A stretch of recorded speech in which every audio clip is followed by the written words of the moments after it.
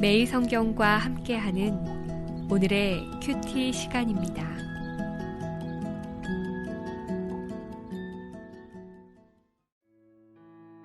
8월 12일 오늘의 말씀은 이사야 63장 1절에서 14절입니다. 에돔에서 오는 이 누구며 붉은 옷을 입고 보스라에서 오는 이 누구냐? 그의 화려한 의복, 큰 능력으로 걷는 이가 누구냐?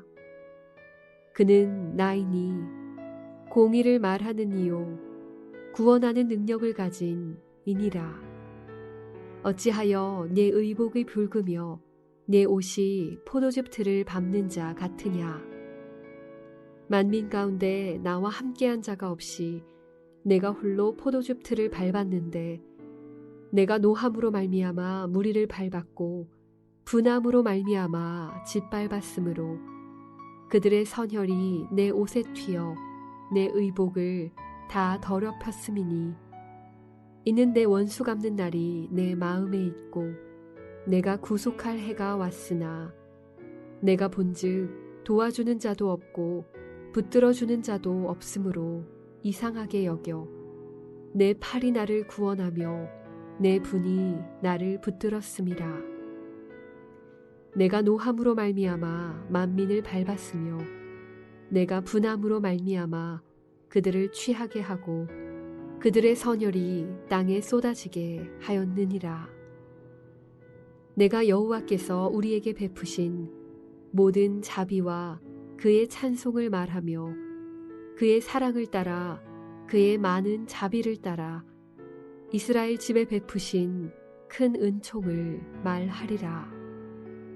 그가 말씀하시되 그들은 실로 나의 백성이요 거짓을 행하지 아니하는 자녀라 하시고 그들의 구원자가 되사 그들의 모든 환난에 동참하사 자기 앞에 사자로 하여금 그들을 구원하시며 그의 사랑과 그의 자비로 그들을 구원하시고 옛적 모든 날에 그들을 드시며 안으셨으나 그들이 반역하여 주의 성령을 근심하게 하였으므로 그가 돌이켜 그들의 대적이 되사 친히 그들을 치셨더니 백성이 옛적 모세의 때를 기억하여 이르되 백성과 양떼의 목자를 바다에서 올라오게 하시니가 이제 어디 계시냐? 그들 가운데에 성령을 두시니가 이제 어디 계시냐? 그의 영광의 팔이 모세의 오른손을 이끄시며 그의 이름을 영원하게 하려 하사 그들 앞에서 물을 갈라지게 하시고 그들을 깊음으로 인도하시되 광야에 있는 말같이 넘어지지 않게 하시니가 이제 어디 계시냐? 여호와의 영이 그들을 골짜기로 내려가는 가축같이 편히 쉬게 하셨도다. 주께서 이와 같이 주의 백성을 인도하사 이름을 영화롭게 하셨나이다 하였느니라.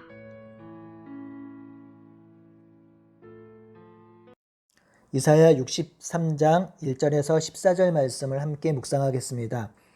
이사야서 60에서 62장은 하나님께서 무너진 예루살렘 땅과 그의 백성을 회복하시고 아브라함과 하신 언약을 지키겠다고 확증하십니다. 이 언약은 이방인을 포함한 하나님 나라의 회복이지요. 그래서 60에서 62장은 이사야서의 가장 중요한 주제가 드러난다고 말씀드렸지요. 이제 63장에서 66장은 이사야서의 결말부로 예루살렘, 즉 시온을 향한 하나님의 새로운 꿈과 소망을 보여주며 그의 백성의 영광스러운 미래가 기록되어 있습니다. 또한 63장에서 66장은 이스라엘 백성들의 범죄와 악함에도 불구하고 하나님께서 거룩한 백성으로 살아가도록 능력 주심을 기록하고 있습니다. 이 마지막 단락을 묵상함으로 하나님께서 아브라함의 후손인 이스라엘 백성을 통해서 소망한 바가 무엇인지 깨닫고 또한 우리 교회와 삶에 적용하는 시간이 되길 바랍니다. 먼저 1절에서 6절은 에돔의 심판을 선언합니다. 62장 6절에서 파수꾼이 등장하는데요. 이 파수꾼이 성대에서 먼 서쪽을 바라보다가 에돔에서 오시는 이를 발견합니다. 그는 붉은 옷을 입고 보스라에서 오고 있습니다. 그는 화려한 의복 그리고 큰 능력으로 걸으며 오고 있습니다. 그래서 파수꾼이 첫 번째로 그가 누구인지 묻습니다. 그러자 그가 바로 나다. 나는 공의를 말하는 자요 구원의 능력을 가진 자이다 라고 대답하지요. 자신이 행한 일에 대해서 당당하며 위축됨이 없으십니다. 이 대답은 어제 본문 62장 1절에 예루살렘이 의와 공의로 빛나길 소원했던 선지자의 간구를 대변하는 듯합니다. 그는 자신이 이 선지자가 의뢰한 그 공의와 구원을 성취할 수 있는 분임을 분명히 알려주고 있습니다. 2절에 이 대답을 들은 파수꾼이 다시 묻습니다. 아무래도 옷에 붉은 물이 든 것을 보고 이상히 여긴 것 같지요? 어쩌다가 당신 옷에 붉은 물이 들었습니까? 당신 옷은 마치 포도주 틀을 밟다가 물든 것 같습니다. 라고 묻지요. 이 물음에 3절의 대답이 이루어집니다. 나와 함께한 자가 없어서 홀로 포도즙 틀을 짓밟고 노함으로 무리를 밟았다. 분함으로 짓밟았다. 그 피가 나의 옷에 묻은 것이다라고 하였습니다. 1절의 보스라는 에돔의 수도이고요. 이 에돔은 포도가 가장 많이 생산되는 나라입니다. 그러니 포도는 에돔 민족을, 포도즙은 에돔의 피를 상징합니다. 그러니 하나님이 에돔에서 오신 것은 에돔을 심판하고 오신 것입니다. 하나님은 에돔을 심판하셨지만 단지 에돔만을 심판한 것이 아니라고 4절에서 6절에 설명합니다. 이 에돔은 하나님을 거부하고 등지고 죄와 악을 일삼는 이방 나라의 대표입니다. 하나님은 노함과 분함으로 에돔을 심판하신 것처럼 이 땅의 이방 나라를 심판하신다고 합니다. 하나님의 이 심판을 행함에 있어서 이 땅의 어느 누구도 도와줄 수 없습니다. 이 심판은 하나님께서 직접 친히 하신 심판입니다. 그러니 돌이킬 수도 없고 멈출 수도 없는 심판이지요. 그런데 이 하나님의 심판은 심판 자체가 목적이 아닙니다. 4절에 보니까 원수 갚는 날이 내 마음에 있고 내가 구속할 해가 왔다고 하지요. 그러니 에돔을 포함한 하나님을 거부한 이방 민족의 심판의 날은 구원의 해입니다. 이는 예수님께서 이사야서를 읽으셨던 이사야 61장 1, 2절의 말씀의 반복입니다. 예수님은 자신의 오심이 여호와의 은혜의 해와 우리 하나님의 보복의 날이 시작되었다고 말씀하셨지요. 사랑하는 성도 여러분, 예수님의 오심은 은혜와 보복의 날이 시작됨을 알려줍니다.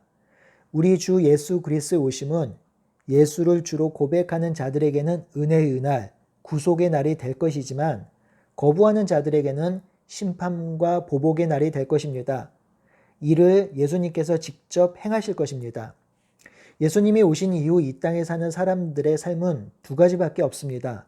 예수를 주로 고백함으로 구원의 날을 살든지 아니면 거부함으로 보복의 날을 살든지 이 두 길밖에 없습니다. 다른 길은 없습니다. 이제 심판과 구원의 소식을 들은 파수꾼이며 선지자는 공동체를 위한 기도를 드립니다. 이 기도는 63장 7절에서 시작해서 64장 12절까지 이어져 있습니다. 이 부분을 공동체의 탄식시라고도 부르지요. 7절에서 14절은 그 기도의 첫 단락입니다. 이 기도의 첫 단락은 과거 이스라엘 백성에게 하나님이 행하신 일을 기억하고 회상합니다. 그리고 63장 15절에서 64장 12절은 자신들의 죄를 고백하고 용서를 구하며 하나님께서 이 역사를 인도하실 것을 간구하고 있지요. 7절 말씀을 볼까요? 선지자는 공동체를 위해 기도할 때에 하나님의 자비를 두 번이나 언급하면서 그 자비를 찬송하고 있습니다. 이 자비가 바로 룻기의 주제이자 구약 성경의 가장 중심 주제 헤세드입니다. 이 하나님의 자비가 있었기에 지금 이스라엘이 있을 수 있었던 것이지요. 그래서 그 자비의 하나님, 긍휼의 하나님을 찬양하고 있는 것입니다. 8절은 하나님은 자신의 자비로 이스라엘을 자신의 백성 삼으셨다고 말씀하지요. 그리고 그 자녀인 이스라엘 백성을 구원하여 주셨습니다. 9절, 그 자비로운 하나님이 이스라엘이 고난당할 때 함께 고난받으셨습니다. 백성이 당한 고난은 백성만의 고난이 아니라 하나님의 고난이었지요. 또한 이스라엘이 고난당할 때 천사를 보낸 것이 아니라 친히 자기 자신이 직접 오셔서 그 백성을 구원하셨습니다. 하나님은 사랑과 긍휼로 이스라엘을 구원해 주시고 옛적부터 오랜 세월 동안 이스라엘 백성들을 안아주셨습니다. 하나님은 이스라엘을 자녀로, 친구로, 동반자로 여기시며 그들과 항상 함께 하셨고 사랑하셨습니다. 이것이 하나님의 사랑이고 긍휼입니다. 이스라엘은 이 하나님의 사랑과 긍휼을 붙들고 살아야 했죠. 하지만 문제가 생겼습니다. 10절입니다. 이스라엘 백성은 하나님의 자비에 근거한 사랑을 풍성히 누렸음에도 불구하고 하나님을 반역하고 있습니다. 주의 성령을 근심하게 하였습니다. 그래서 하나님은 성령을 거부한 이스라엘을 치셨습니다. 여기서 하나님이 그들을 치심은 그들이 하나님을 버렸기 때문에 행하신 것입니다.